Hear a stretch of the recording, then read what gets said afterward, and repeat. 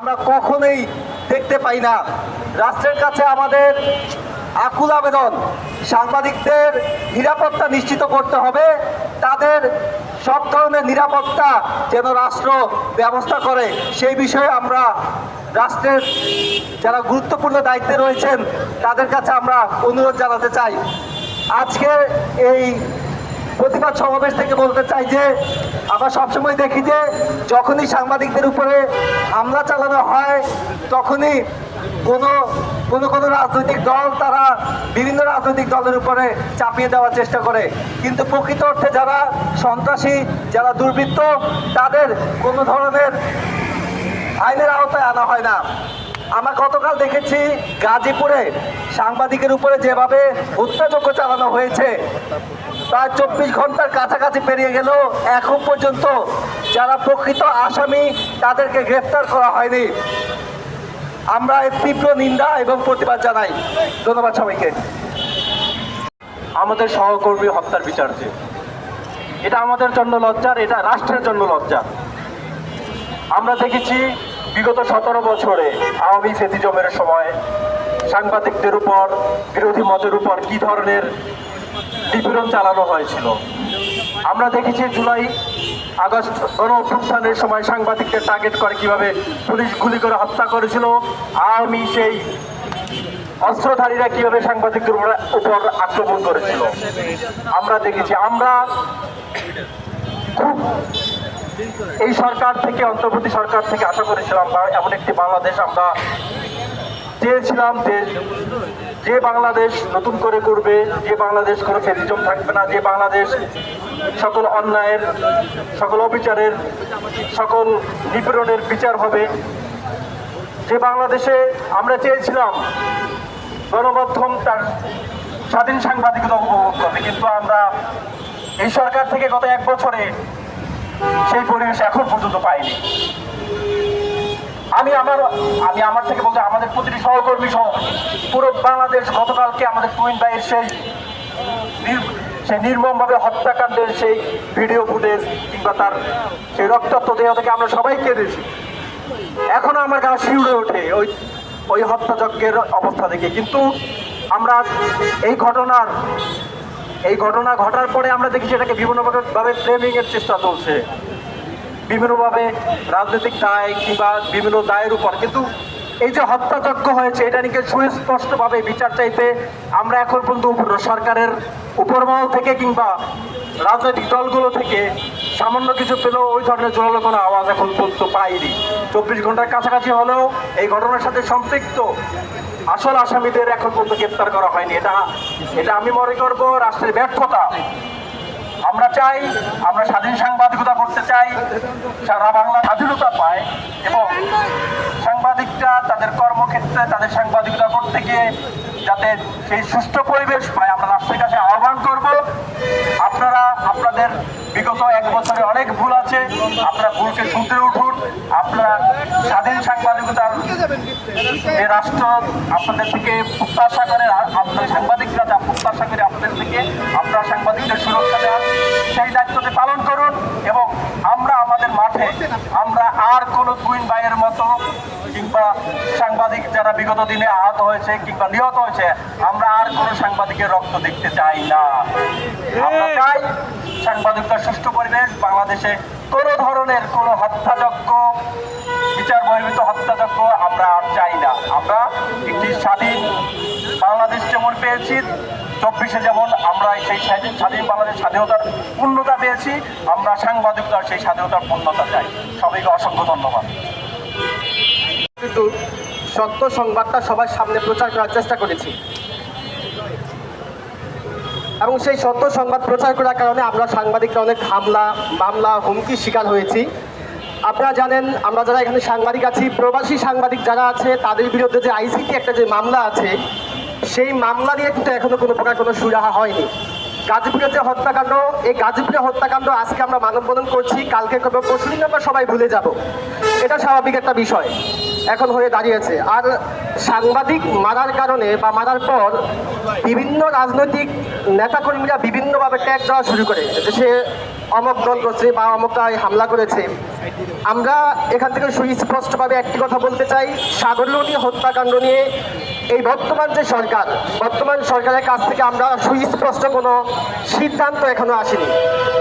আমার কাছে মনে হচ্ছে এমন একটি বিষয় হয়ে দাঁড়িয়েছে, বর্তমান সরকারের কাজ হলো রাজনৈতিক যে মামলাগুলো আছে সেই মামলাগুলো সুরাহা করার জন্য এই বর্তমান সরকারকে ক্ষমতা দেওয়া হয়েছে। না হলে প্রবাসী সাংবাদিক যারা আছেন তাদের বিরুদ্ধে যে আইসিটি একটা মামলা হয়েছে, সাগররুনি হত্যাকাণ্ড যে মামলা হয়েছে, সে মামলা নিয়ে সাংবাদিকদের হত্যাকাণ্ড মামলা নিয়ে কোনো প্রকার কোনো সুরাহা এখনো হচ্ছে না, সামনে হবে না এমনটাই আমার আশা। কারণ এই পর্যন্ত সাংবাদিকদেরকে হত্যাকাণ্ড নিয়ে কোনো প্রকার কোনো মামলা সুরাহা এখনো আমি দেখিনি। আমি চাই বা আমরা সবাই, আমাদের সবাই চাওয়া, গাজীপুরের হত্যাকাণ্ড নিয়ে অনতিবিলম্বে যারা প্রকৃত অর্থে যারা হলো আসামি তাদেরকে গ্রেফতার করা হোক এবং কি এই মামলা যত দ্রুত সম্ভব এরা তাদের সুরাহা করা হয়। ধন্যবাদ সবাইকে। আমরা এই হত্যাকাণ্ডের প্রায় 24 ঘন্টা হতে চলল, আমাদের মুরব্বী সংগঠনগুলো এখন পর্যন্ত কোনো বিবৃতি দেওয়ার সাহস পর্যন্ত পায়নি। আমরা ওই সব মুরব্বীদেরকে বলতে চাই, আপনারা আপনার পিঠে একটু হাত দিন, আপনারা আপনার মেরুদণ্ডটাকে একটু খুঁজুন। যে ষড়যন্ত্র শুরু হয়েছে এটা শুধু সাংবাদিকদের হত্যার মাধ্যমে শেষ হবে না, এই রাষ্ট্রকে ব্যর্থ করবার সমস্ত ষড়যন্ত্রের একটা বহিঃপ্রকাশ হচ্ছে এরকম সাংবাদিকদেরকে হত্যা করা। নির্মম ভাবে দিনের ভিতরে একজন মানুষকে হত্যা করবে এটি যেমন অসম্ভব, সেক্ষেত্রে একজন সাংবাদিককে এরকম হত্যা করার যারা ষড়যন্ত্র করেছে, এরকম সাহস দেখিয়েছে, তারা এই রাষ্ট্রের বিরুদ্ধে সর্বোচ্চ শক্তি প্রয়োগ করবে, এটি স্বাভাবিক। সুতরাং আমাদের চতুর্থ স্তম্ভকে যদি আমরা ধরে রাখতে চাই, আগামী দিনে রাষ্ট্রকে যদি আমরা বিনির্মাণ করতে চাই, তাহলে সাংবাদিক হত্যার বিচার নিশ্চিত না করা পর্যন্ত রাষ্ট্র চালাতে পারবে না। এটা শুধু সাংবাদিকদের হত্যা না, এটা পুরো রাষ্ট্রযন্ত্রকে ব্যর্থ করবার একটি চেষ্টার অংশ আমরা মনে করছি।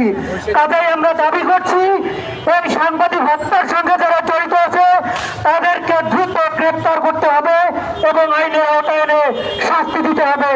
একই সাথে আমরা আমাদের নেতৃবৃন্দকে বলতে চাই, আপনারা আপনাদের মেরুদণ্ড খুঁজে সরকারের ওপর, রাজনৈতিক দলের ওপর সর্বোচ্চ চাপ প্রয়োগ করুন, যাতে তারা এরকম কোনো হত্যাকাণ্ড তো দূরের কথা, কোন সাংবাদিককে ন্যূনতম কায়টুকু দেওয়ার মতো কোনো শক্তি সাহস না দেখায়।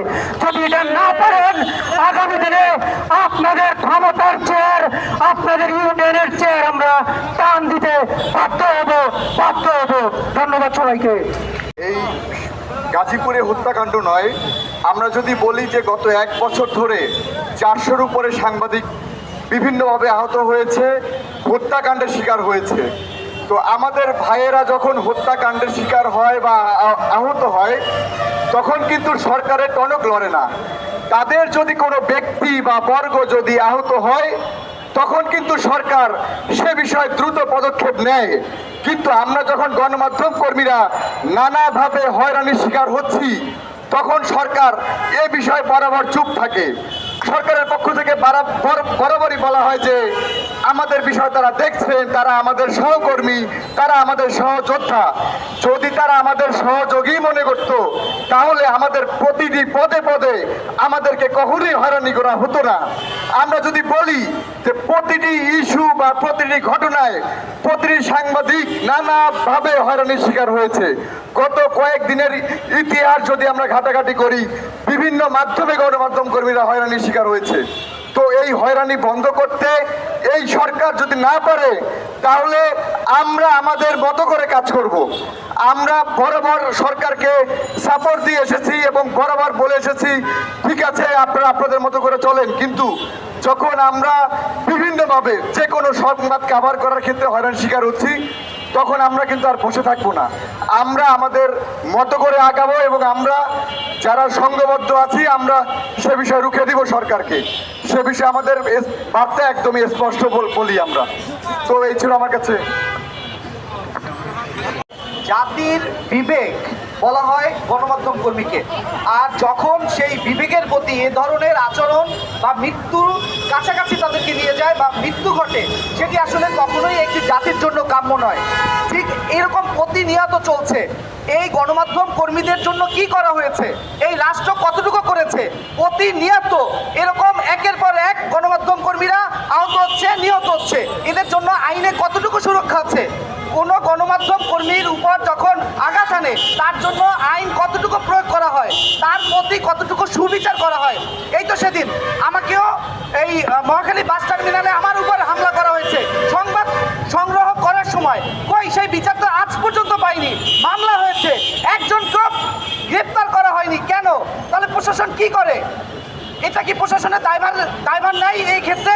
আজ গতকালকে যেভাবে নৃশংসভাবে হত্যা করা হলো গলাকেটে, এটা কি একটা রাষ্ট্রের কাছে এটা প্রাপ্য আমাদের গণমাধ্যম কর্মীকে? যদি এভাবেই গণমাধ্যম কর্মীদের হত্যা করা হয়, লাঞ্ছনার শিকার করা হয়, তবে তো জাতির বিবেক আর বিবেক থাকবে না। আমরা যদি সংবাদ প্রচার না করতে পারি, আমরা যদি সেটিকে তুলে না ধরতে পারি, তবে জাতি এবং এই জনগণ অন্ধ হয়ে যাবে। কারণ তারা কিছুই দেখতে পারবে না, কিছুই জানতে পারবে না। তবে এই ক্ষেত্রে আমি বলতে চাই, বর্তমান সরকার এবং ভবিষ্যতে যারা আসবে, অবশ্যই সাংবাদিকদের যারা হত্যা বা লাঞ্ছনা বা মারধর যে কোনো ধরনের যাই করুক না কেন, তার সুষ্ঠু বিচার এবং সেই সাথে কঠোর আইন প্রয়োগ করার জোর দাবি জানাচ্ছি। ধন্যবাদ সবাইকে। জন্য লজ্জার এই যে একটা বড় গণ অভ্যুত্থানের পর আমরা যে প্রত্যাশা নিয়ে সাংবাদিকতা করেছি বা করছিলাম, তার কোনোটি প্রতিফলন ঘটাতে পারেনি এই ইন্টারিম সরকার। ইন্টারিম সরকারের বড় পর্যায়ে সাংবাদিকরা পদোন্নতি পেয়েছে, বিভিন্ন জায়গায় নিয়োগ পেয়েছে। আমরা ভেবেছিলাম সাংবাদিকদের যে অধিকার, সাংবাদিকদের যে তাদের যে দাবি দেওয়া, সেগুলো সরকারের কান পর্যন্ত পৌঁছাবে। কিন্তু আমরা দেখলাম গত 1 বছর এই ইন্টারিম সরকার কোনো ধরনের সাংবাদিকদের সুরক্ষা আইন, সাংবাদিকদের দাবি দেওয়া, সাগর রুনি হত্যা মামলার কোনো আপডেট আমরা দেখতে পাইনি। সবশেষ আমরা দেখলাম গতকাল গাজীপুরে এক সাংবাদিকরে পাথর দিয়ে পা ভেঙে ফেলা হয়েছে আর একজনকে কুপিয়ে হত্যা করা হয়েছে। এর তীব্র নিন্দা এবং প্রতিবাদ আমরা জানাচ্ছি। একই সঙ্গে বলতে চাই, এই হত্যাকাণ্ডগুলোর যারা ফ্রেমিং ট্যাগিং করার চেষ্টা করেন, সাংবাদিকদের গায়ে হাত তোলার পরে তারপরেও যারা এগুলোকে লেজিমেডিসি দেওয়ার চেষ্টা করেন, তাদের বিরুদ্ধেও আমাদের এই কঠোর প্রতিবাদ অব্যাহত থাকবে। ধন্যবাদ। বিষয়টি আসলেই লজ্জাজনক। গতকালকে যে ঘটনাটি দেখার পর থেকেই আমার পরিবারের কয়েকজন কল দিয়েছে আমাকে, দিয়ে তাদের কথাই আসলে আমি বেশ সংখ্যাই দেখেছি। এবং এখানে যারা দাঁড়িয়ে আছেন সবার পরিবারের কিন্তু আমার মনে হয় সবাই কল দিয়ে কিন্তু একইভাবে আপনাদেরকে সতর্ক করেছে যে ঘটনাটি কালকে আমরা দেখেছি, নৃশংস ঘটনাটি। এবং এর আমি তীব্র নিন্দা এবং প্রতিবাদ জানাচ্ছি। শুধুমাত্র একটি কথাই বলতে চাই, এই ঘটনার সুষ্ঠু তদন্ত এবং বিচার যেন অতি দ্রুতই সম্পন্ন হয়। ধন্যবাদ সবাইকে। তারা আমাদের সহকর্মী, আমরা ওখানেই থাকি সবসময়।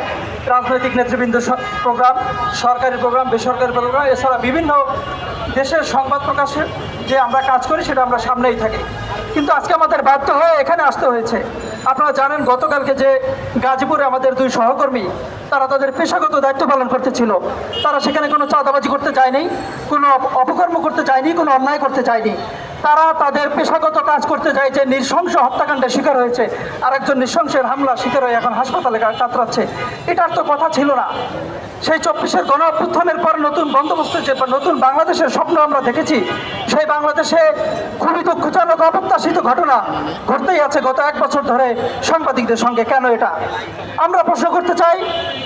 গণ অভ্যুত্থানের পরে যে নতুন অন্তর্বর্তী সরকার শপথ নিল 8 আগস্ট, আজকে সেই 8 আগস্ট অর্থাৎ 1 বছর পূর্তি হতে যাচ্ছে। এই 1 বছরে সাংবাদিকদের যে দেখভালের যে দায়িত্ব, তথ্য মন্ত্রণালয়ে 2 জন যে উপদেষ্টা ছিলেন, একজন ছিলেন, সেই 2 জনই ছিলেন সেই গণ অভ্যুত্থানের সম্মুখ সারির যোদ্ধা, যাদের নেতৃত্বে বাংলাদেশ স্বৈরাচার মুক্ত হয়েছে। সেই 2 জনই কোনো সাংবাদিকদের দায়িত্ব, সাংবাদিকদের রুজি, সাংবাদিকদের সুরক্ষা নিয়ে কোনো কথা বলেননি। সবসময় পিনপান নীরবতা পালন করে আসছেন। এর কারণটি, এর কারণটা আমরা জানতে চাই। গাজীপুরে এই হত্যাকাণ্ডের 24 ঘন্টা পার হতে যাচ্ছে, এখনও আমাদের যে একজন তথ্য উপদেষ্টা আছেন, তিনি কোনো কথা বলেননি। তার মুখ থেকে, তার বিবৃতি, তার মন্ত্রণালয় থেকে কিংবা আমাদের যে প্রেস সচিব আছেন, তিনি কিন্তু আন্তর্জাতিক খ্যাতিসম্পন্ন একজন গণমাধ্যম কর্মী, নামকরা একজন সাংবাদিক, যিনি সর্বপ্রথম ব্রেকিং দিয়েছিলেন স্বৈরাচার শেখ হাসিনার পালিয়ে যাওয়ার খবরটি। তিনিও একজন, তার পক্ষ থেকে কোনো আমরা একটি বিবৃতি, একটা কলম আমাদের জন্য তিনি ধরেননি। আমরা এর জবাব চাই। সাগরিনী হত্যাকাণ্ড তো সেই আছেই। আমরা আশা করছিলাম যে নতুন সরকার, অভ্যুত্থান পরবর্তী যে সরকার আসবে, সে সাগরিনী হত্যাকাণ্ডের বিচার করবে। পুরো দেশ এটা আশা করছিল। আমরা সেখানে আশাহত হয়েছি। আমরা চাই গাজীপুরের এই ঘটনাটা গণমাধ্যম কর্মীদের সর্বশেষ হামলা শিকার হোক, সর্বশেষ নিহত হোক। এরপর আর আমরা একটাও চাই না আমাদের পেশাগত দায়িত্ব পালন করতে, যে তা আর কোনোদিন এভাবে অনিরাপদ আমাদের ভাবতে না হয় যে আমরা অনিরাপদ। আমরা রাষ্ট্রের কাছে জবাব চাই। একটি গণমাধ্যমকে বাদ দিয়ে কোনো রাষ্ট্র বিনির্মাণ করতে পারে না। নতুন রাষ্ট্র, নতুন বন্দোবস্ত গণমাধ্যমকে বাদ দিয়ে এই বাংলাদেশে প্রতিষ্ঠা হবে না, হবে না, হবে না। সকলকে ধন্যবাদ, সকলের প্রতি কৃতজ্ঞতা জ্ঞাপন করছি এখানে দাঁড়ানোর জন্য। আজকে আমরা এখানে উপস্থিত হয়েছি, গতকাল আমাদের এক সহকর্মী ভাইকে গাজীপুরে যেভাবে হত্যা করা হয়েছে, এটি আসলে সভ্য সমাজের দ্বারা কখনো হতে পারে না। আমরা এর তীব্র নিন্দা জানাই এবং দ্রুত সময়ের মধ্যে আসামিদের গ্রেপ্তার করতে হবে। আজকে তুহিন মারা গিয়েছে, কালকে আমি মারা যাব, পরশু আপনি মারা যাবেন। এভাবে চলতে পারে না একটা স্বাধীন দেশ। আপনারা কি চান? বিচার চান কিনা বলেন? সরকারকে এই বিষয়টি দ্রুততার সাথে আসামিদের গ্রেপ্তার করতে হবে এবং সাংবাদিক সুরক্ষা আইন প্রণয়ন করতে হবে, যাতে ভবিষ্যতে কোনো সাংবাদিক এভাবে রাস্তায় যাতে প্রকাশ্যে মারা না যায়। ধন্যবাদ সবাইকে। সহকর্মী তুহিন ভাই গাজীপুরে যে নৃশংস হত্যাকাণ্ডের শিকার হয়েছে, আজকে যে আমরা এখানে দাঁড়াইছি, এইটাই আমাদের জন্য লজ্জাজনক। এই যে ফ্যাসিবাদ হাসিনার বিদায় ঘটেছে, তারপরেও এই যে অন্তর্বর্তীকালীন সরকার আজ পর্যন্ত আমার যত সাংবাদিক ভাইয়েরা নির্বিচারে হত্যার শিকার হয়েছে, তাদের জন্য কোনো দৃষ্টান্তমূলক শাস্তির ব্যবস্থা করে নাই। এইভাবে তো একটা রাষ্ট্র চলতে পারে না ভাই, এইভাবে তো দেশ চলতে পারে না। তুহিন ভাই হত্যার কিছুক্ষণ পরেই যখন ফেসবুকে ভিডিওটা ভাইরাল হয়, আমার মা সেই বোড়াল লালমোহন উপজেলা থেকে আমাকে ফোন করেছে, কান্না জড়িত কণ্ঠে সে আমাকে বলেছে, বাবা তোর কি অবস্থা। আজকে এইখানে আমরা যারা গণমাধ্যম কর্মীরা এখানে দাঁড়িয়েছি, সবাই সকালে হয়তো বা মায়ের সাথে কথা বলেছি বা কেউ মায়ের মুখ দেখে আসছি। আমরা কি নিরাপদে বাসায় ফিরে যেতে পারবো কিনা, সেই সন্দিহানে আমাদের অভিভাবকরা প্রতিটি প্রহর গুনছে। আমরা এই অনিরাপদভাবে এই দেশে বিচার, সাংবাদিক হত্যার সুষ্ঠু বিচার চাই। এবং তুহিন ভাইয়ের হত্যাকারীদের 24 ঘন্টা পেরিয়ে গেল, প্রশাসনের পক্ষ থেকে কোনো ব্যবস্থা নেওয়া হয় নাই। তাহলে কি দেশে কি কোনো প্রশাসন নাই? আমরা কি প্রশাসনবিহীন রাষ্ট্রে বসবাস করছি? এই জবাব আমরা কার কাছে চাবো? এটা তো ফ্যাসিবাদ হাসিনার মতো অবস্থা তৈরি হয়েছে। অন্য একটা চক্র তুহিন ভাইয়ের হত্যাকাণ্ডকে অন্যভাবে প্রস্ফুটিত করার চেষ্টা করছে। পরিশেষে আমি বলতে চাই যে তুহিন ভাইয়ের হত্যার যথাযথ বিচার চাই। শেখ হাসিনা সাংবাদিকদের মারতে গুলি ব্যবহার করেছিল, আর এই সরকার থাকা অবস্থায় আমরা লক্ষ্য করছি সরকার সবার সামনে আজকে 24 ঘন্টা পার হয়েছে, কোন সাংবাদিকদের নিরাপত্তা দিতে পারে নাই।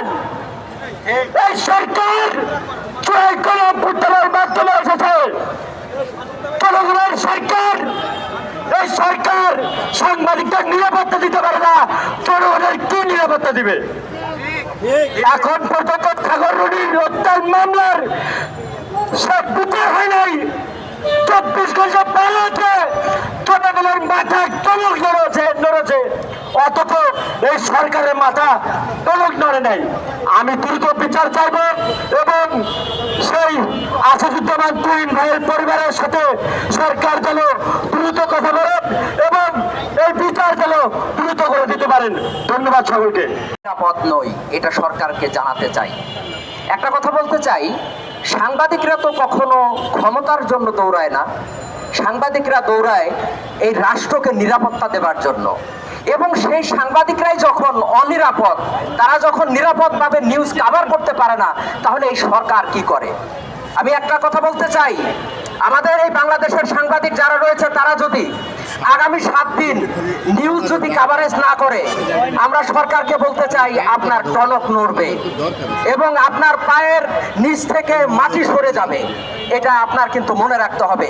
এবং রাজনৈতিক দলগুলোকে বলতে চাই, আপনারা যে চাঁদাবাজি শুরু করেছেন, আপনারা যে দুর্নীতি শুরু করেছেন, সেই দুর্নীতির নিউজ করতে গিয়ে কোনো সাংবাদিককে আপনারা যখন পিটিয়ে কুপিয়ে হত্যা করেন, এটা কিসের আলামত বোঝা যায়? আগামীতে যারাই ক্ষমতায় আসবেন, যদি সাংবাদিকদেরকে সুরক্ষা দিতে না পারেন, যদি এই সাংবাদিক হত্যার বিচার যদি না করতে পারেন, তাহলে এটা কি বার্তা দেয়? সেই বিষয়টি অন্তর্বর্তী সরকারকে ভাবতে হবে। এবং আপনাদেরকে একটি হুঁশিয়ারি দিতে চাই, আগামী 12 ঘন্টার মধ্যে যারা নিয়ে তুহিনকে হত্যা করেছে তাদের যদি গ্রেফতার করতে না পারেন, তাহলে আপনারা এই সরকারে যারা রয়েছেন তারা পদত্যাগ করবেন এবং আপনারা ক্ষমা চাইবেন জাতির কাছে। ধন্যবাদ সবাইকে। কেন পরিবার কেন শঙ্কায় থাকবে? অপরাধীর পরিচয় সে অপরাধী, তাকে আইনের আওতায় আনতে হবে। এবং এই প্রতিনিয়ত সাংবাদিক নির্যাতন, সাংবাদিককে এইভাবে যে মানে এক কথায় সাংবাদিকের গলা টিপে ধরার মতো যে সংস্কৃতিটা তৈরি হয়েছে, এটার সমাধান কোথায়? কবে সাংবাদিককে যে বলা হয় যে সাংবাদিক মানে উন্মুক্ত গণমাধ্যম, স্বাধীন গণমাধ্যম, সেটা আমরা কবে ফিরে পাবো? এই প্রশ্নটা রাখতে চাই। এবং আমাদের সহকর্মী তুহিন ভাই হত্যার, এই নির্মম হত্যার দ্রুততম সময়ের মধ্যে বিচারের দাবি জানাচ্ছি এবং সর্বোচ্চ পর্যায়ের বিচারের দাবি জানাচ্ছি। ধন্যবাদ। এটা আজকে আমরা এখানে দাঁড়িয়েছি, এটা আসলে আমাদের জন্য খুবই কষ্টের এবং দুঃখজনক। কারণ আমরা সবসময় এই যে সামনের সারিতেই কিন্তু আমরা থাকতে চাই। আমরা এখানে আসার আসলে আমরা আসতে চাই না, কিন্তু আসলে কখনো কখনো আসলে আমাদের বাধ্য হয়ে আসতে হয়। আমরা 5ই আগস্টের আগে দেখেছি যে বিভিন্ন সময় বিভিন্ন ঘটনায় সাংবাদিকরা হামলা মামলার শিকার হয়েছে, হত্যার শিকার হয়েছে। কিন্তু আমরা ভেবেছিলাম 5ই আগস্টের পর তার পরিবর্তন হবে, কিন্তু আমরা দেখছি গত 1 বছর এই অন্তর্বর্তীকালীন সরকার দায়িত্ব নেওয়ার পরেও সাংবাদিকদের উপরে হামলা মামলা কোনোভাবেই বন্ধ হচ্ছে না। আমরা প্রতিনিয়ত হামলার শিকার হচ্ছি।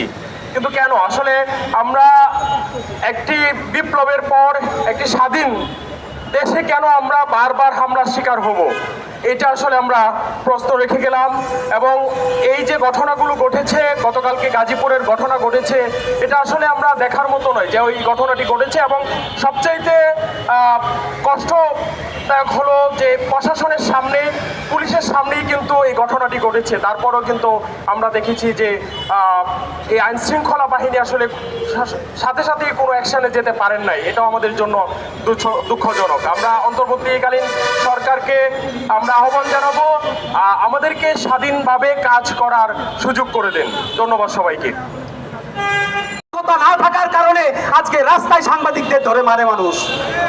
মানুষের কথা ভাবতেন, আজ আপনি সাংবাদিক হয়ে সাংবাদিকের পাশে নেই। আজকে আমরা যারা বিভিন্ন হাউসে কর্মরত, আজকে আমরা যখন মাঠে আসি, আমাদের সব থেকে কাছের মানুষ কারা? যাদের সাথে আমরা কাজ করি, যাদের সাথে আমরা কাঁধে কাঁধ মিলিয়ে কাজ করি। আর সেই মানুষগুলো দেখুন, এই কিছুক্ষণ আগে মানববন্ধন শেষ, তারা যার যার মতো চলে গেছেন। এই হলো প্রতিবাদের অবস্থা। যেই দেশে প্রতিবাদের অবস্থা এমন, প্রতিবাদের ভাষা এমন, সেই দেশে আপনি কিভাবে বিচার বহির্ভূত হত্যাকাণ্ডের বিচার প্রত্যাশা করেন?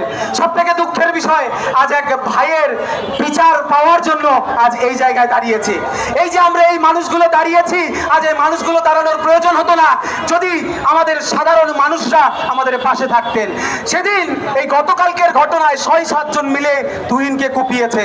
ওখানে কি হাজার হাজার মানুষ ছিল না? 20 জন মানুষ যদি এগিয়ে আসতো, আজকে কি তুহিনের গায়ে হাত তুলতে পারতো? আমার মনে হয় না। তুহিনকে কোপানো তো দূরের কথা, তার গায়ে হাত কেউ তুলতে পারতো না। আজ যে মানুষগুলো বিভিন্ন দাবি নিয়ে তাদের বিচারের সর্বশেষ জায়গা কোথাও বিচার খুঁজে না পেয়ে সাংবাদিকদের দ্বারস্থ হন, আমাদের কাছে আসেন, সেই মানুষগুলোর উদ্দেশ্যে বলতে চাই, আপনারা এই সংবাদকর্মীর জন্য কি করেছেন? দেশের যারা রাজনৈতিক প্রেক্ষাপটে রাজনৈতিক দলের নেতা আছেন, তাদের দেখলে মনে হয় যখন ভোট দরকার হয় তখনই শুধুমাত্র আপনারা আমাদের কাছে আসেন আমাদের ভোট চাওয়ার জন্য। যেই নেতা একজন সাংবাদিকের এক নিরাপত্তা নিশ্চিত করতে পারে না, সেই নেতার ভোট চাওয়ারও কোনো যোগ্যতা নাই বলে আমি মনে করি। ভোট চাইতে গেলে তাকে প্রশ্ন করা উচিত, আপনি আমার কতটুকু নিরাপত্তা নিশ্চিত করতে পারবেন, আমার বাক স্বাধীনতা কতটুকু রক্ষা করতে পারবেন, আমার কণ্ঠস্বর প্রতিরোধ হয়ে যাবে না তার নিশ্চয়তা কতটুকু দিতে পারবেন। যদি নিশ্চয়তা দিতে পারেন তবেই আমাদের কাছে ভোট চাইতে আসবেন। আমি বলতে চাই এই মানুষগুলো শুধুমাত্র সংবাদকর্মীর পাশে নয়, দরকার সাধারণ মানুষের পাশে দাঁড়ানো।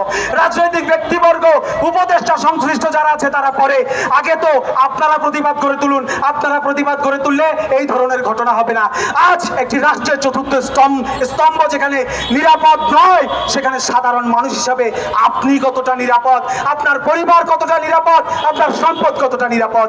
তাই বলতে চাই, আপনারা আগে এগিয়ে আসুন, প্রতিবাদের হাত তুলুন, নিজের কণ্ঠস্বরকে ভাসিয়ে তুলুন, তারপরে বাকিদের প্রত্যাশা করুন। ধন্যবাদ সকলকে। আসাদুজ্জামান তুহিনকে যে গতকালকে যে নৃশংসভাবে হত্যা করা হয়েছে, সেই বিষয়টি আসলে আমরা সাংবাদিক হিসাবে এই প্রেস ক্লাবের সামনে এসে যে বিচার চাইতে হবে, এই বিষয়টা আসলে আমাদের আসলে ভাবতে চিন্তা করে। আসলে আমরা আজকে কোন বাংলাদেশে আছি? আমরা দীর্ঘদিন যাবৎ বলে আসছি যে আমরা নতুন বাংলাদেশে, আমাদের এটা এখন 5 আগস্ট পরে নতুন বাংলাদেশ। এটাই কি নতুন বাংলাদেশের উপহার যে সাংবাদিককে চাইলেই হত্যা করা যায়, চাইলেই নির্যাতন করা যায়, যে কেউ চাইলেই যে সাংবাদিকের উপরে যে এই ক্ষোভ ছাড়েন, বিশেষ করে যে হত্যা করতে দ্বিধাবোধ করে না, এটা আসলে কোনো রাষ্ট্রের কাঠামো হতে পারে না। কারণ আমি এই সরকারকে বারবার বলবো যে সাংবাদিকদের জন্য একটি সুরক্ষা আইন করা খুব প্রয়োজন। কারণ সাংবাদিকরা যেভাবে আসলে সমাজের যে দুর্নীতি থেকে শুরু করে এমন কোনো অপকর্ম নাই যা সাংবাদিকদের মাধ্যমে যে প্রচার হয় না, সেই সাংবাদিকদেরকে আসলে মুখ বন্ধ করে রাখার জন্য যে ধরনের আসলে এই সিস্টেম চালু হয়েছে, এই সিস্টেমগুলো আসলে বন্ধ করা উচিত। না হলে আসলে এক সময় যে বাংলাদেশে যে পরিমাণ দুর্নীতি, চাঁদাবাজ, এগুলো আসলে থামানো সম্ভব নয়। কারণ এই গতকালকে তুহিন ভাই যে একটি আসলে লাইভ করেছিলেন যে চাঁদাবাজির বিরুদ্ধে, এই যে ইস্যু করেই আসলে তাকে হত্যা করা হয়েছে, দিনে দুপুরে প্রকাশ্যে তাকে হত্যা করা হয়েছে জবাই করে। এটি আসলে এই বাংলাদেশে এই সময়কালে আসলে চিন্তা করা যায় না। সাংবাদিকদের যদি হত্যা করা হয় বা কোনো ধরনের হত্যাকাণ্ডের শিকার হয়, সেক্ষেত্রে যদি আসলে এই সরকার তাৎক্ষণিক কোনো ব্যবস্থা না নেয় এবং রাষ্ট্রীয়ভাবে যদি কোনো ব্যবস্থা না নেওয়া হয়, তাহলে এই দায়ভার কে নেবে? এই সাংবাদিক তুহিন হত্যার দায় কখনোই আসলে রাষ্ট্র এড়াতে পারে না। কারণ এই সাংবাদিক তুহিন আসলে এই অন্যায়ের বিরুদ্ধেই আসলে প্রতিবাদ করেছিলেন এবং একটি লাইভ করেছিলেন। একটি লাইভের জন্য একটা মানুষের আসলে জীবন যেতে পারে না, কোনো চাঁদাবাজের জন্য একজন সাংবাদিকের জীবন যেতে পারে না, এটা হতে পারে না। আমরা সাংবাদিকরা সবাই আসলে রাষ্ট্রের কাছে একটি কথাই বলবো যে ফের যেন কোনো সাংবাদিককে আসলে কেউ যেন আঙ্গুল তুলে কথা বলতে না পারে। সাংবাদিকদেরকে যারা তাদের কলম এবং ক্যামেরা বন্ধ রাখতে চায়, তাদেরকে আসলে বিশেষ করে সাংবাদিকদের থামিয়ে দিয়ে আসলে কিছু করা সম্ভব নয় বাংলাদেশে। কারণ সাবেক যে স্বৈরাচার সরকার বাংলাদেশ থেকে পালিয়ে গেছে, সেখানে আসলে এই সাংবাদিকদের ভূমিকা সর্বোচ্চ বেশি। কারণ এই সাংবাদিকরা যদি আসলে সংবাদ প্রচার না করতো, তাহলে 5 আগস্টের মতো ঘটনা নাও ঘটতে পারতো। কারণ দেশের মানুষ আসলে এই সাংবাদিকদের মাধ্যমে আসলে অগ্রসর হয়েছে। আমি একটি কথাই বলবো যে আসলে এরপরে থেকে আর যেন কোনো সাংবাদিকদের কেউ যেন হত্যা করতে না পারে, নির্যাতনের শিকার না হয়। আমি চাইবো যে আমাদের যত সংগঠন আছে সাংবাদিকদের, সবাই আসলে সাংবাদিকদের পাশে দাঁড়াবেন। আসলে সাংবাদিক সংগঠন শুধু সাংবাদিকদের জন্যই। যদি সাংবাদিকদের বিপদের সময় এই সাংবাদিকরা পাশে না দাঁড়ায়, তাহলে এই সংগঠনটা আমাদের কি কাজে আসবে? সর্বোপরি আমি একটা কথাই বলবো যে সরকার যেন দ্রুত সময়ের ভিতরে এই তুহিন হত্যার বিচারটি দৃষ্টান্তমূলক সৃষ্টি করে, এই দাবি জানিয়ে আমি আমার বক্তব্য শেষ করছি এখানে। ভাবে মরতে হয়েছে। একজন চাঁদাবাজের বিরুদ্ধে কলম তুললে যদি সাংবাদিকদের মরতে হয়, একজন চাঁদাবাজদের বিরুদ্ধে যদি প্রতিবেদন করতে হলে সাংবাদিকদের মরতে হয়, তাহলে হচ্ছে দুঃখজনক আর কিছু নেই। একজন চাঁদাবাজ তিনি অপরাধী, অপরাধীদের উন্মোচন করা একজন সাংবাদিকের দায়িত্ব। আর সে দায়িত্ব পালন করতে গেলে আমাদেরকে রান্দায় দিয়ে জবাই করে মেরা হয়। দুঃখজনক বিষয়টি। আমি একটি কথা বলতে চাই, সাংবাদিক আমাদের দেশে নিরাপদ নয়। একজন সাংবাদিক নিরাপদ নয় এই দেশে, একজন সাংবাদিক নিরাপদ নয় এদেশের বিভিন্ন রাজনৈতিক দলদের কাছে, একজন সাংবাদিক কি নিরাপদ নয় এদেশের বিভিন্ন সন্ত্রাসীদের কাছে। কি তোমরা মেরে দিলা, তাও আবার জবাই করে। দুঃখের সাথে একটি কথা বলতে হয়, গতকাল রাতে আমার পরিবার আমাকে বলছে তুমি এই পেশাটা ছেড়ে অন্য কোনো পেশায় জড়িত হও। আমার বাচ্চা 7 বছর বয়স, ও আমাকে বলতেছে পাপা চলো আমরা এদেশ থেকে চলে যাই। আমার মেয়ে 3 বছর বয়স, সে মেয়ে আমাকে বলছে পাপা আমরা এদেশে থাকবো না। আমি বললাম কেন মা? বলছে পাপা এদেশের মানুষ ভালো না। কোন দেশে বসবাস করি? একটা পিচ্চি বাচ্চা যার এখনই বিবেক জ্ঞান বুদ্ধি কিছুই হয়নি, তিনি আমাদের এই বিভিন্ন সংবাদ মোবাইল দেখে বলছে বাবা এদেশের মানুষ ভালো না, এদেশের মানুষ ভালো না, এদেশের রাজনৈতিক দল ভালো না। কোথায় এসে দাঁড়িয়েছি আমরা? আমরা অনুসন্ধানী সাংবাদিকতা করি। গত ফ্যাসিস্ট সরকারের আমলে আমি অনেক মামলা খেয়েছি। আমাদের দেশে দুর্নীতিবাজদের বিরুদ্ধে লিখলে, দুর্নীতিবাজদের বিরুদ্ধে প্রতিবেদন করলে যদি আমাদের মামলা খেতে হয়, মরতে হয়, তাহলে আমাদের সাংবাদিকতা করা আসলে আমাদের উৎসাহিত থাকে কোথায়? আমি একটি কথা বলবো, আসাদুজ্জামান তুহিনকে মেরে চাঁদাবাজ বাহিনী মনে করেছে এদেশের সাংবাদিকরা চাঁদাবাজদের বিরুদ্ধে লিখবে না, অন্যায়ের বিরুদ্ধে লিখবে না। ভুল। সাংবাদিকের কলম কখনো অন্যায়ের পক্ষে কাজ করবে না, অন্যায়ের বিরুদ্ধে লিখবে। কারণ একজন সাংবাদিক এদেশের চতুর্থ স্তম্ভ, এদেশের বিবেক। একজন সাংবাদিক অপরাধীদের শত্রু। আমি সকলকে বলবো যারা সাংবাদিকতা করি আমরা আমাদের নিরাপত্তার জন্য আমরা ভয় পাবো না, আমরা সন্ত্রাসীদেরকে ভয় পাবো না, আমরা কোনো রাজনৈতিক দলদেরকে ভয় পাবো না। আমরা ভয়কে জয় করে আমাদের কলম চালিয়ে যাবো ইনশাল্লাহ। সকলে ভালো থাকবেন। আসসালামু আলাইকুম। তো কিছু নেই, কারণ বক্তব্য আমরা বারবার রেখেছি। আজকে যদি বলে আজকে 8ই আগস্ট, গত বছরে এই দিনে অন্তর্বর্তী সরকার শপথ গ্রহণ করেছিল, তাদের আজকে 1 বছর হয়ে গেল। কিন্তু গতকাল আমরা যে দৃষ্টান্ত দেখলাম, সাংবাদিককে প্রকাশ্যে কুপিয়ে হত্যা করা হলো, এতে কিন্তু বোঝা যায় যে অন্তর্বর্তী সরকার তাদের যে আইন শৃঙ্খলা পরিস্থিতির যে অবস্থা সেটি কিন্তু প্রকাশিত হয়ে গেছে গতকালের ঘটনায়।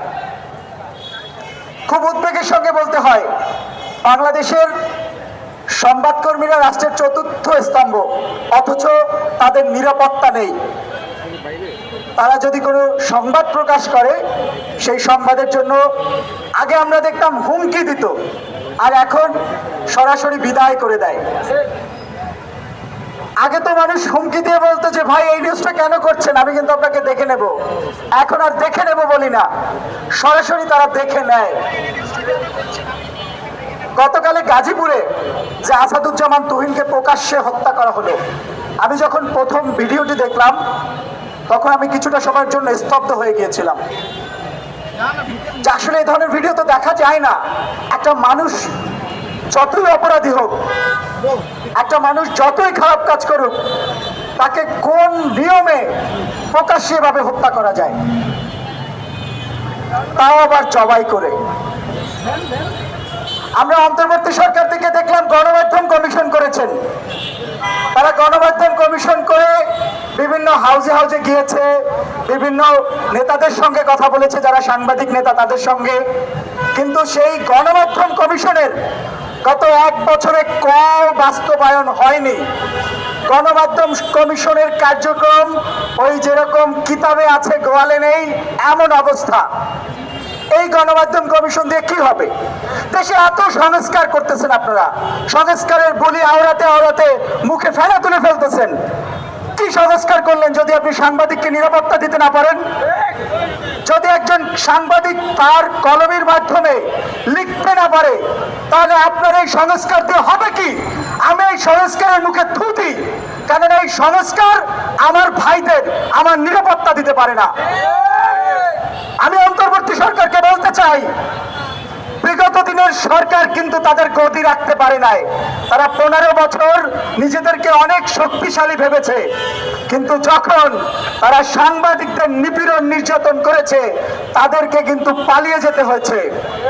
অন্তর্বর্তী সরকার যদি দৃষ্টান্ত স্থাপন করতে না পারেন, আইন শৃঙ্খলা পরিস্থিতি না ফেরাতে পারেন, আপনাদের অবস্থাও কিন্তু তার চেয়ে মোটেও ভালো হবে না। একটা বিষয় যদি বলি, বাংলাদেশে এত অপরাধ কেন বাড়ছে, আমার কাছে মনে হয় এর পিছনে সবচেয়ে বড় কারণ আমরা কোনো দৃষ্টান্ত স্থাপন করতে পারিনি। একটু পুরোনো দিনের ঘটনা বলি, যখন আসিয়াকে ধর্ষণ করা হয় মাগুরাতে, তখন সেই ঘটনায় সারা দেশ তোলপাড় হয়ে যায়। সরকার কি করলেন? 21 দিনের মাথায় একটি রায় দিলেন, বললেন আমরা 21 দিনের মধ্যে বিচারিক কার্যক্রম শুরু করেছি, রায় দিয়েছি। কিন্তু সেই রায় হওয়ার পর কি হলো? সেই খুনিতে জেলখানায় রয়ে গেল, কার্যকর তো হলো না। তো একটা দৃষ্টান্ত যদি আপনারা স্থাপন করতে না পারেন, তাহলে আসলে এই আইন শৃঙ্খলা পরিস্থিতি কখনো উন্নতি হবে না। বর্তমান সময়ে রাজনৈতিক দলগুলোকে একটা কথা বলতে চাই, চাঁদাবাজ, দখলদার, সন্ত্রাসী তাদের কোনো দল থাকতে পারে না। আর যদি এই সন্ত্রাসীরা কোনোভাবে দলের প্রভাবে কোনো অপকর্ম করে, এই দায়ও কখনো রাজনৈতিক দলগুলো এড়াতে পারে না। একটা অপকর্ম করবে আর আপনি বহিষ্কার করে দায় ছাড়া হয়ে যাবেন, এটা তো হয় না। কারণ আপনার প্রোটেকশনে আপনার যে রাজনৈতিক দলগুলোর যে ছত্রছায়ায় তারা এই অপরাধগুলো করে। অর্থাৎ রাজনৈতিক দলগুলোকে বলতে চাই, এই অপরাধীদের বিরুদ্ধে 0 টলারেন্স ঘোষণা করুন। কোনো ঘটনা ঘটার আগে, কোনো হত্যাকাণ্ড ঘটার আগে, কোনো কিছু ভাইরাল হওয়ার আগেই আপনি অপরাধীকে আপনার দল থেকে অপসারণ করুন। যদি আপনি অপসারণ করতে না পারেন, এই ব্যর্থতার দায়ও কিন্তু রাজনৈতিক দলগুলোকে নিতে হবে। আমরা গতকালের যে ঘটনাটি দেখলাম, 2টি বিষয় গণমাধ্যমে এসেছে। একটি হলো চাঁদাবাজির রিপোর্ট, আরেকটি হলো ছিনতাইকারীদের ভিডিও করার বিষয়। গতকালের বিষয়টি নিয়ে আমি যতটুকু খোঁজ নিয়ে জানলাম যে চাঁদাবাজির বিষয়ে তিনি বিগত দিনে রিপোর্ট করেছেন সত্যি, কিন্তু গতকালের ঘটনাটি ছিল একটি ছিনতাইয়ের ঘটনা। এক নারীকে হেনস্থা করতেছিল একদল সন্ত্রাসী, এবং সেই সন্ত্রাসীদের ভিডিও যখন এই আসাদুজ্জামান তুহিন করতে যান, এটি সন্ত্রাসীরা দেখে ফেলেন এবং পরে তাকে প্রকাশ্যে হত্যা করা হয়। এই যে নির্মম, এই নির্মমতা, এটা তো আহিলিয়াতের যুগ, যে জালিমের যুগ, সেই যুগকেও পেরিয়ে গেছে। আমরা মনে করি যে অন্তর্বর্তী সরকারকে আরো শক্তিশালী হতে হবে এবং আইনকে আরো বেশি প্রয়োগ করতে হবে। আর 1 মিনিটের মধ্যে আমি শেষ করব। 2টি ঘটনা বলতে চাই। গত রমজানে আমার উপরে হামলা হয়েছিল সুন্দরবন স্কয়ারের সামনে, এই গুলিস্তানে। তাজ আনন্দ পরিবহন নামে একটি পরিবহনের শ্রমিকরা আমাকে আহত করে বেড়ে। কিন্তু সেই ঘটনার 4 মাস পেরিয়ে গেলেও একজনকে আমরা ঘটনাস্থল থেকে পুলিশকে আটক করে দিয়েছিলাম, বাকি একজনকেও তারা ধরতে পারেনি। আমি দেখেছি আমার ভাই রায়হান, তিনি গাবতলীতে, মহাখালীতে তিনি গিয়েছিলেন যাত্রীদের যে হয়রানি সেটি নিয়ে নিউজ করতে। সেখানে তাকে হেনস্থা করা হয়েছে, মারধর করা হয়েছে। সেই ঘটনায় প্রশাসন এখন পর্যন্ত কোনো পদক্ষেপ নিতে পারেনি। আমি মনে করি এটি প্রশাসনের ব্যর্থতা, এটি সরকারের ব্যর্থতা। তাই মনে রাখতে হবে অন্তর্বর্তী সরকারকে যে আমাদের সুরক্ষার জন্য কাজ করতে হবে। সর্বশেষে একটি কথা বলতে চাই, এদেশের সাংবাদিকদের জন্য সুরক্ষা নীতিমালা আইন করতে হবে। যদি এই সরকার সুরক্ষা নীতিমালা আইন করতে পারে, তাহলেই বুঝবো এই সরকার আসলে সত্যিকারের সংস্কার করতে পারছেন, সত্যিকারের সাংবাদিকদের জন্য কিছু করতে পারেন। আজকের বক্তব্য শেষ করতে চাই, তবে একটা কথা দিয়ে শেষ করতে চাই, সেটি হচ্ছে আমাদের কণ্ঠস্বর কাউকে হত্যা করে রুখে দেওয়া যাবে না। একজনকে মারলে 1000 জন দাঁড়িয়ে যাবে, 1000 জন কথা বলবে চাঁদাবাজদের বিরুদ্ধে, 1000 জন কথা বলবে দখলদারদের বিরুদ্ধে। তবে একটা কথা বলতে চাই, আমরা যদি কোনোভাবে খেপে যাই, আপনারা কিন্তু আমাদেরকে দমিয়ে রাখতে পারবেন না। তাই আগেই সাবধান হন এবং সাংবাদিকদের জন্য সুরক্ষা নীতিমালা আইন করুন। সবাইকে ধন্যবাদ। মেহনতি মানুষের জয় হোক। ধন্যবাদ।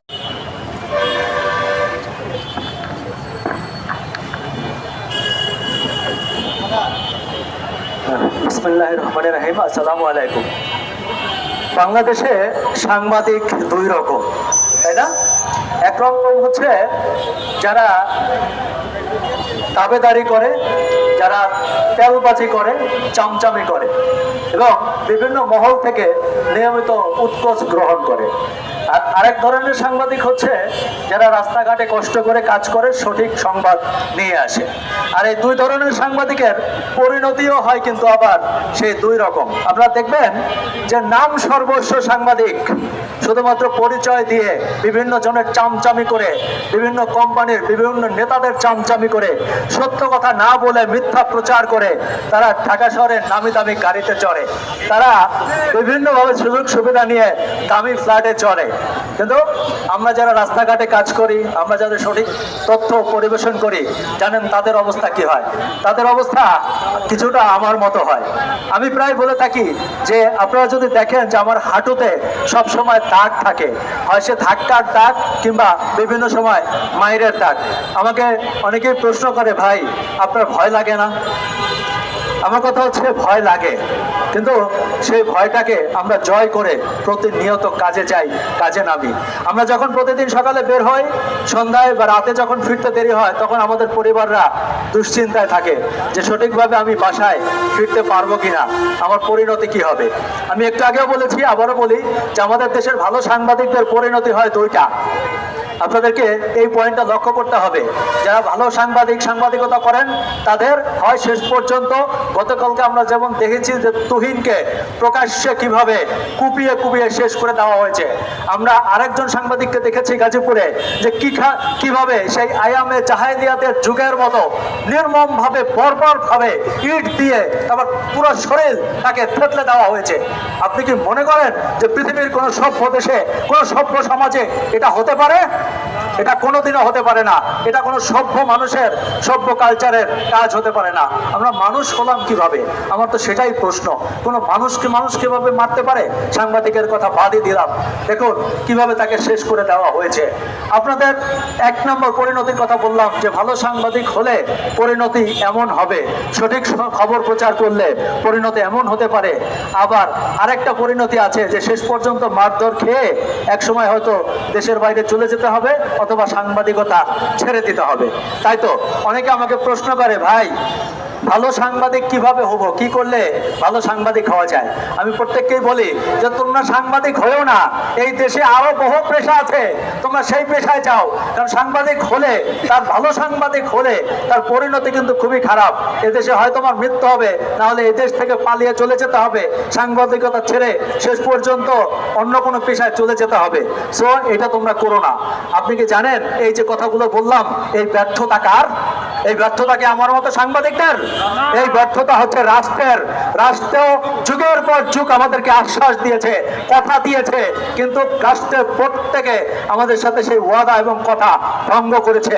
সবাই বলে আমাদের জন্য এই করা হবে, সেই করা হবে, সাংবাদিকদের জন্য এই বিভিন্ন সুযোগ সুবিধা দেওয়া হবে, ওয়েস বোর্ড গঠন করা হবে, বিভিন্নভাবে তাদেরকে সহযোগিতা করা হবে, নিরাপত্তা দেওয়া হবে। কোথায় সাংবাদিকদের নিরাপত্তা? একটা মানুষের সাংবাদিকদের যদি নিরাপত্তা না থাকে তাহলে সে কিভাবে কাজ করবে? আমি আবারও বলতে চাই যে যেই দেশে আসলে গুণের সমাদর নেই সেই দেশে গুণী জন্মায় না। আমি খুব খারাপভাবে, বাজেভাবে, নির্মম খারাপ অভিজ্ঞতা থেকে বলেছিলাম যে এই দেশে কখনো ভালো সাংবাদিক জন্মাবে না, সত্যি জন্মাবে না। আপনারা লিখে রাখেন, দেশের পরিস্থিতি যদি এই হয়, কথা যদি বলতে না পারে, মুখ যদি বন্ধ করে দেওয়া হয়, সাংবাদিকদেরকে যদি এভাবে কুপিয়ে হত্যা করা হয়, সাংবাদিকদেরকে যদি জবাই করা হয়, তাহলে এই দেশে গুণী সাংবাদিক জন্মাবে না। রাষ্ট্রের তৃতীয় আর চতুর্থ স্তম্ভ ভেঙেই পড়বে। চাই না ওইসব স্তম্ভ। আমাদের সাংবাদিকদের ন্যায্য যে অধিকার, বাঁচার অধিকার, সেটা চাই। সর্বোপরি সাংবাদিকদের নিরাপত্তা চাই। আশা করি রাষ্ট্র শেষ পর্যন্ত হলেও সেটি করবে। আমরা দেখতে চাই যে রাষ্ট্র সাংবাদিকদের সত্যিকার অর্থে সাংবাদিকদের কথা ভাবে, চিন্তা করে এবং সেটা চিন্তা করে সাংবাদিকদের দাবি দাওয়াগুলো মেনে নিবে এবং সর্বোপরি তাদেরকে নিরাপত্তা বিধান করবে। সবাইকে ধন্যবাদ।